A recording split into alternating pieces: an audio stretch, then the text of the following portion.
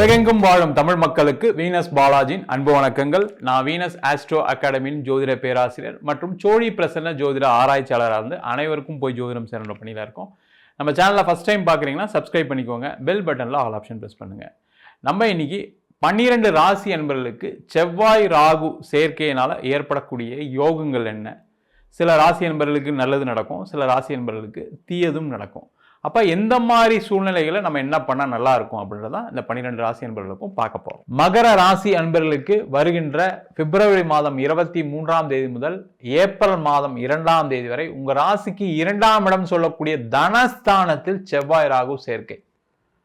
இது பார்த்தீங்கன்னா மகர ராசி அன்பர்களுக்கு வாழ்க்கையில் ஒரு திருப்பு முனையை கொடுக்கக்கூடிய ஒரு அற்புதமான சேர்க்கை. ஏன்னா நிறைய மகர ராசி அன்பர்கள் 24 மணி நேரம் நான் உழைக்கிறது ரெடியாக இருக்கேன் சார், எனக்கு வேலை இருந்தால் கொடுங்க, வேலை இல்லாமல் இருக்கேன். 24 மணி நேரம் உழைக்கிறது ரெடியாக இருக்கேன், எனக்கு நல்ல பதவிகள் வேணும், நல்லா சம்பாதிக்கணும்.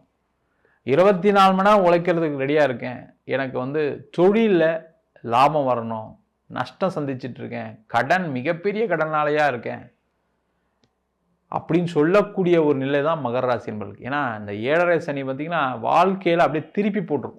அவ்வளோ பெரிய பிரச்சனை, எங்கெங்கெல்லாம் என்னென்னலாம் செஞ்சீங்களோ அதில் எல்லாத்துலேயும் பிரச்சனை சார்.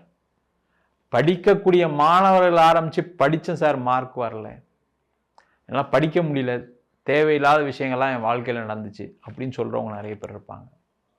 அதுமாதிரி வேலைக்கு படித்து முடித்து நல்ல வேலைக்கு போகக்கூடிய நேரத்தில் பார்த்தீங்கன்னா கரெக்டான அந்த வேலை வாய்ப்பு கிடைக்காம ஏதோ ஒரு வேலையை செஞ்சிட்ருக்கேன் சார், நான் வாழ்க்கையில் முன்னேறுவனான்னு தெரியல அப்படின்னு சொல்லக்கூடியவர்கள் நிறைய பேர் இருக்கீங்க. நல்ல வேலை பார்த்துருந்தேன், திடீர்னு வேலை போயிடுச்சு, கம்பெனி மூடிட்டாங்க, வேலையை விட வேண்டிய சூழ்நிலை. இந்த மாதிரி இருக்கக்கூடியவர்கள், எனக்கு ஆப்போசிட்டாக பாலிடிக்ஸ் பண்ணி என்னை வேலையை விட்டு அமுச்சிட்டாங்க சார், அதில் ரொம்ப வருத்தப்பட்டு நான் வெளில வந்தேன் அப்படின்னு சொல்லக்கூடியவர்கள்.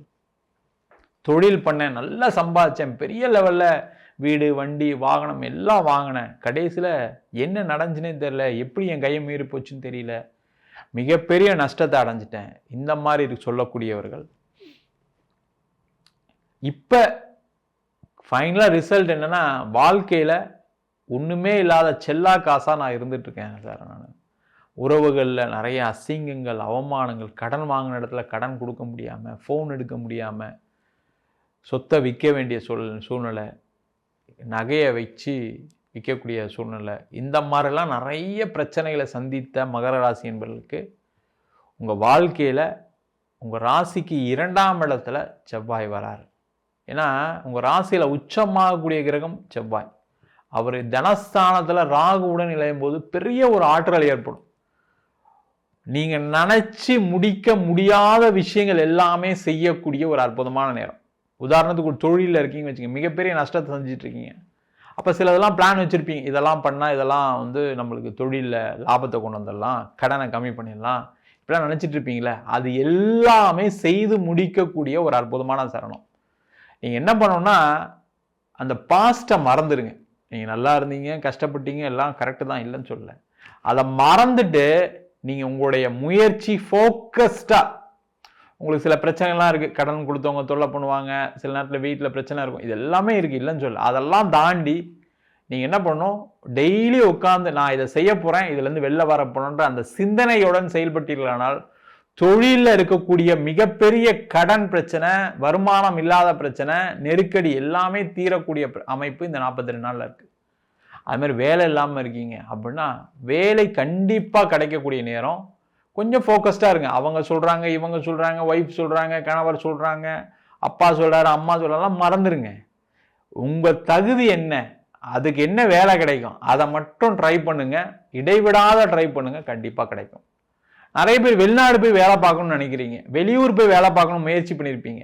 அதில் முக்கியமாக வெளிநாடு போய் எப்படியாவது நம்ம கடனை தீர்த்தர மாட்டோமான்னு நினைக்கக்கூடியவர்கள் இந்த காலகட்டத்தை முயற்சி பண்ணிங்கன்னா கண்டிப்பாக வெளிநாடு வாய்ப்பு உறுதியாக கிடைச்சே தீரும். அதில் எந்த விதமான மாற்றுக்கிறதுக்கு இல்லை, அதுக்கான முயற்சிகள் செய்யலாம். சார் நான் வெளிநாட்டில் தான் சார் இருக்கேன், நிறைய நஷ்டத்தை சந்திச்சிட்டேன் சார், இதுக்கப்புறம் என்னால் என்ன பண்ண முடியும்னு தெரியல, என்னால் நான் இப்போ கடனில் இருக்கேன், வேலை இல்லாமல் இருக்கேன், மனைவியை விட்டு பிரிஞ்சிருக்கேன், கணவரை விட்டு பிரிஞ்சிருக்கேன், இந்த மாதிரி சொல்லக்கூடிய மகர ராசி என்பது நிறைய பேர் இருக்கீங்க. அந்த நிலை மாறக்கூடிய ஒரு அமைப்பு இந்த 42 நாளில் இருக்குது.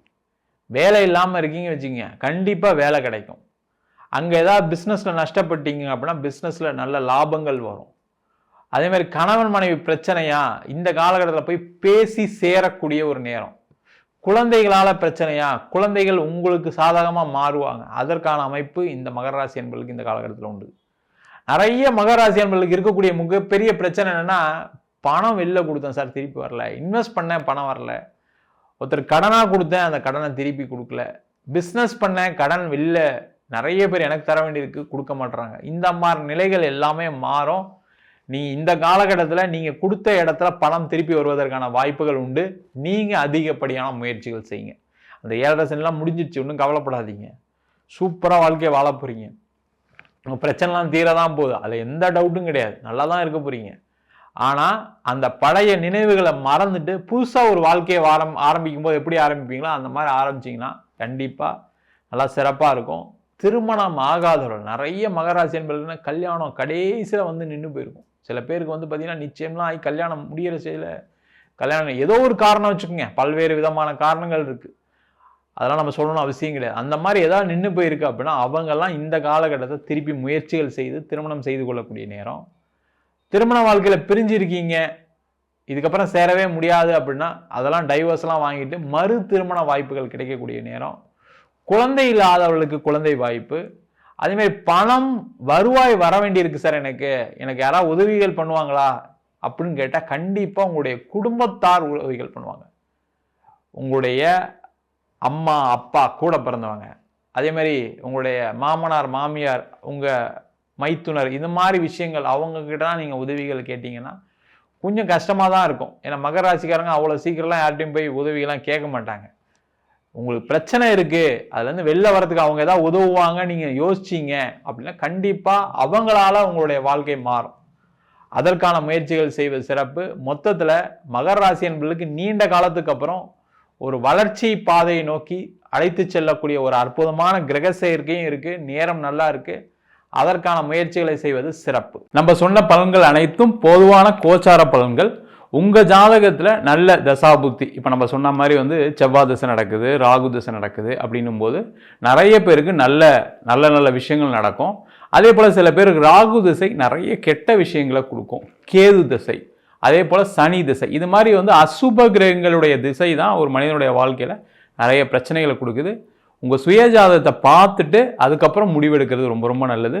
ஜாதகம் எங்கிட்ட பார்க்கணும்னு நினச்சிங்கன்னா கீழே இருக்க நம்பருக்கு வாட்ஸ்அப் பண்ணிட்டு ஜாதக பலனை தெரிந்து கொள்ளலாம்.